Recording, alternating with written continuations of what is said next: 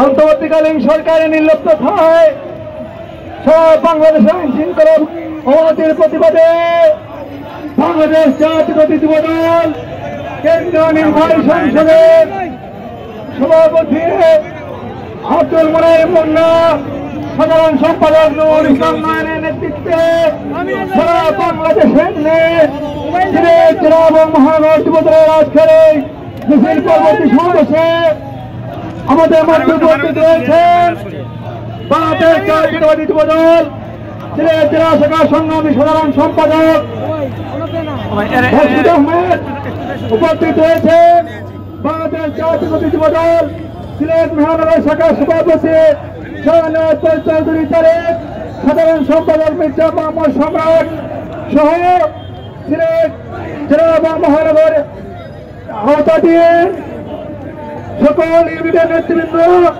বক্তব্যের শুরুতে বাংলাদেশ জাতীয়তাবাদী যুবদল সিলেট জেলা এবং মহানগর শাখার পক্ষ থেকে সংগ্রামী শুভেচ্ছা বিপ্লবী অভিনন্দন জানাচ্ছি।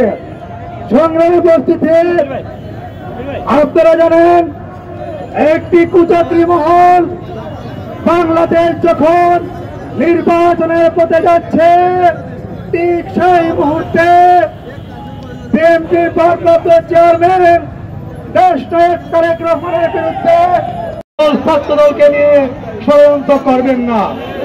আমরা যুবদল রাজপথে থেকে তার দাঁত ভাঙ্গা জবাব দেবো। শান্তি বন্ধুরা, আপনারা কি প্রস্তুত রয়েছেন?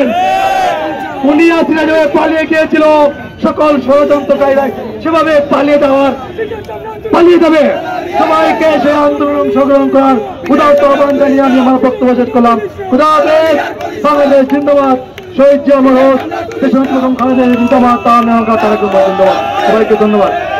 আজকে সবাইকে সমস্ত ধন্যবাদ।